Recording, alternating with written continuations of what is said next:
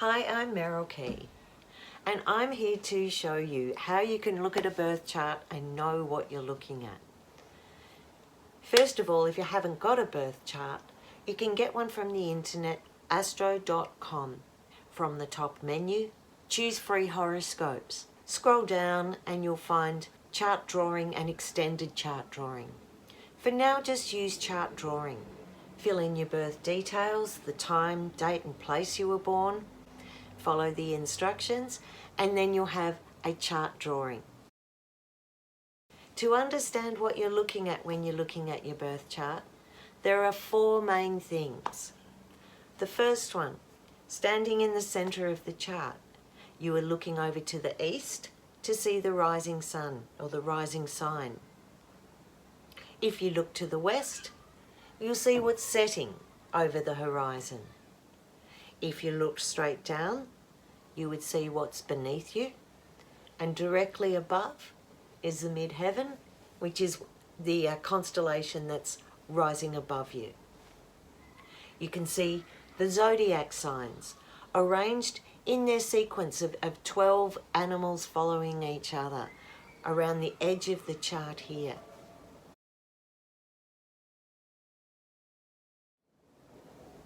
The zodiac signs in order are Aries the ram, Taurus the bull, Gemini the twins, Cancer the crab, Leo the lion, Virgo the virgin, Libra the scales, Scorpio the scorpion, Sagittarius the archer, Capricorn the goat, Aquarius the water bearer, and finally Pisces the fish. These constellations have been seen since Babylonian times as always following each other in the sky.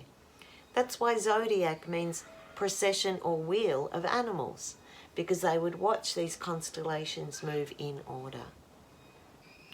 The second thing to know when you're looking at a birth chart is the wheel is divided into 12 houses. These houses are actually sections of the sky from when you've flattened out that map of the universe. And each house represents a particular area of life. The first house represents the self. So everything about who you are, your appearance, you being a central person. Second house is the house of resources. It also reflects your values and your self-worth. The third house is the house of early learning, education, your community, and also your siblings. The fourth house is related to home, family, and what you call home, coming in. The fifth house is the house of self-expression, creativity, and children will be seen in this house. The sixth house is the house of daily work. It also includes things like daily practice, it includes pets, and it includes your health. The seventh house is the house of relationships. The eighth house, big house, the house of sex, death, life, birth, rebirth, and mysticism. The ninth house is the house of higher learning, looking beyond its culture, its religious beliefs, its travel, its foreign places. The 10th house is the house of the outside world, and usually that means career, how you're viewed from the outside world. The 11th house is the house of community and friendships, networks, and actually even the internet and social media. The 12th house is the house of Pisces, the house of veils. It's very mysterious and it's to do with your spirituality, ancestors, things that are very far away from the most personal parts of your personality and the self. Inside that circle, we can see our third feature of how to look at a birth chart and know what you're looking at. These are the planets that are marked in, and you can see their glyphs. The sun is a circle with a dot in the middle. The moon is shaped like a moon. Mercury is an androgynous sign, and it incorporates the connection between the head and the heart. The planet Venus represents the feminine, a circle with a cross. Mars is the masculine, primary masculine, and it's a circle with an arrow coming out. We move a bit further back out and we come to our social planets. Jupiter, which kind of looks like a number 4, and Saturn, which looks like a small H with a cross on it. Step out a bit further again and we've got our outer planets, the ones very far out in the galaxy. Uranus is like a capital H with a signal. It actually looks like a little transmitter or a radio receptor. Neptune looks like Neptune's fork, a three-pointed trident.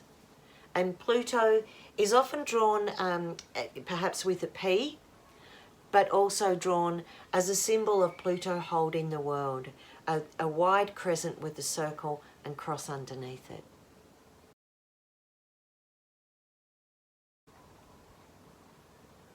The fourth part of knowing what you're looking at when you're checking out your birth chart is the lines that cross through, joining the planets to each other. These lines are called aspects, and they show the relationship between the planets, whether it's harmonious or challenging.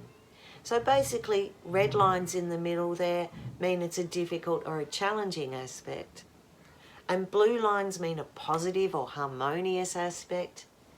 Green lines usually mean there's tension, and it can go either way. You can put these 4 ways of looking at your birth chart into use. Anytime there's a new moon or a full moon, an eclipse, when Jupiter moves into a new sign, you can check this out on your birth chart. For instance, the next new moon will be in Cancer at 29 degrees. So if you look at your birth chart and find the symbol of Cancer, move to the 29th degree, that very last degree of Cancer.